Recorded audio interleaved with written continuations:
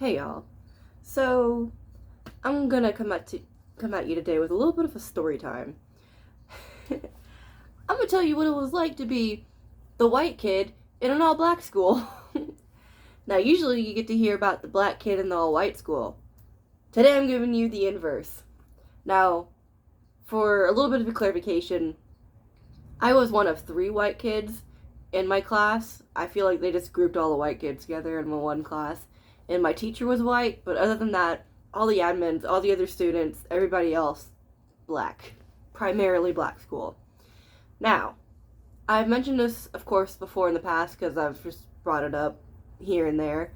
But, they were racist as fuck. So, that was fun. Now, I didn't stay long at the school because they were so fucking racist, and I'll get to that in a second. But let me just tell you some of my experiences. 1. The girl I had spent literally my entire childhood up until that point, let's call her Penny, because I don't want to give her a real name. She's a fine person, by the way. She's fine. Every day, Penny would leave school right around lunch. So I never got to hang out with my friend. Strike 1. Never got to be at recess with her. So that was great. And I remember I have this one story, this one very vivid, bright memory, sitting at lunch, and there was the one black girl that befriended me. She was this heavyset kid, and she kind of grossed me out a little bit, not gonna lie, just because she always had, like, both stains on her shirt and, like, shit caked up on her face. But other than that, she was completely nice. She was fine. She was, the one kid that befriended me. And I remember just sitting there at lunch, just mad as hell that I couldn't sit there with my friend, the one that I knew outside of school. And I remember, I'm sorry, this little one came in and I thought someone broke into the house. Mwah. There you go. So, what are you doing? What was I saying? She would befriend me, but there was one other girl that I wanted to become friends with. She was also a black girl. I remember she had the little box braids, and she was really pretty, and she was thin, and I thought that she just avoided me because I was also the fat kid. So I feel like it was actually because I am pale. But regardless, like, she always avoided me. She never spoke to me at all. She always just made this face, like, and just walked away. It was so disheartening as a kid. Because I remember coming in at recess, not having anyone to play with. For some reason, there was these fucking sawhorses off at the side of the playground that I would just sit and play with those and pretend I was riding a horse with. But of course, they would hurt to sit on, so I wasn't playing with them for long. But whatever. Fucking, God, I've already rambled for 3 minutes now. One great point is I remember coming in from recess one day, and I felt like someone had pulled my hair, like right on the back of my head right here. Just felt like it just yanked it like that.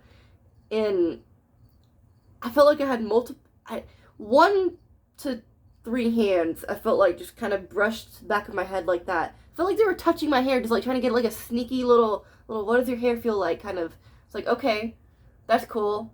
And just being the one of 3 white kids in my class, I didn't necessarily feel like, I felt uncomfortable, of course, but that's because I was in kindergarten at a brand new school that I'd never been to before, and I only knew one other kid, so of course I'm going to feel slightly uncomfortable. And it wasn't necessarily the race fact, but the fact that they all made me feel like I was, like, either smelly or just gross to be around. Like, they made me feel like I was diseased or something, like I had cooties.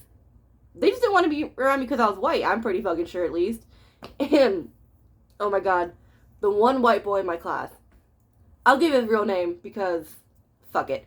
I'll never see him again. Maybe he's watching. His name was Adam. And this poor fucking kid, every single day, they would send him to the office. Every day. I remember the substitute teacher, or maybe assistant teacher, big, heavy-set black bitch. She would press the button on the wall with her long-ass nail. She would go, boop, hit the button on the wall. And I remember this kid, Adam, was just crying, like, no, please don't send me to the office, please. And just, they would come and take him and shit. And I remember just sitting there thinking, like, that's not right. Even as a little kid, little like 5-year-old, I'm just like, that's not alright. I felt scared, you know? As a little kid, you know, the adults have all the fucking authority. And I remember one time, they were asking him, like, how did he get home? And he goes, oh, I ride the bus. And they're like, oh, what bus do you ride? He goes, oh, I don't remember the bus number, but it's a bus painted white. And then the teacher's laughing, like, yeah, you ride the white bus, alright? It's like, what the fuck? But let me get to the cherry on top. Right outside of my fucking classroom, there was this big moral as hell. Bandit. My cat just knocked over my notepad. Stop that, kitty. Look at him. But there was this big, like, poster board thing, cork board, whatever, and they made us out of construction paper. I remember seeing it because I remember the door handles being up high because I'm a small child. This big-ass this man is sitting on a rocking chair. The image is this man sitting on a rocking chair, white guy, in overalls and like a red flannel shirt, straw hat, little piece of straw sticking out of his mouth, and then this black dude pointing at him like this, and the white guy's face is like all shocked and shit. And then there's little silhouettes bordering the fucking picture of little black faces going, you know, like, ooh, he just got told off. It's like, what the fuck is that? Give me some context. Is that from a book that y'all had to read? Because, what the fuck is that? Give me a second. You know, race relations in America is kind of like if a kid walks up to another kid, just slapped him on for no fucking reason, and then the other kid just slapped him back, and then they just keep doing this tit for tat shit for back and forth forever. That's essentially that. And it's like, you'd think that someone at one point would just try to be the bigger person and just, you know, try to walk away. But then no, the other person's always going to try to slap back and try to drag you back into the fray. I'm glad I left that school. And you know why? Let me tell you why. Because I remember sitting up in the car, and we were leaving school. And my mom, I think she was driving. I don't think my dad was in the car. He was probably at work. And my brother looks over at me and he's like, they put me in the closet today. And my mom's like, her ear just grew. And my mom remembers it better than I do because I was only 5 years old. And as a kid, I was just kind of like, oh, that sucks, because I didn't really understand the magnitude of the shit. But when my brother was in pre-K, because I was in kindergarten, little bro in pre-K, sorry, I'm stumbling really bad. He was playing with the Lincoln Logs, you know, the little, you build little shit with. And some kid walked up to him, tried to take it away from him. Pardon my dog's barking. A lot of interruptions today.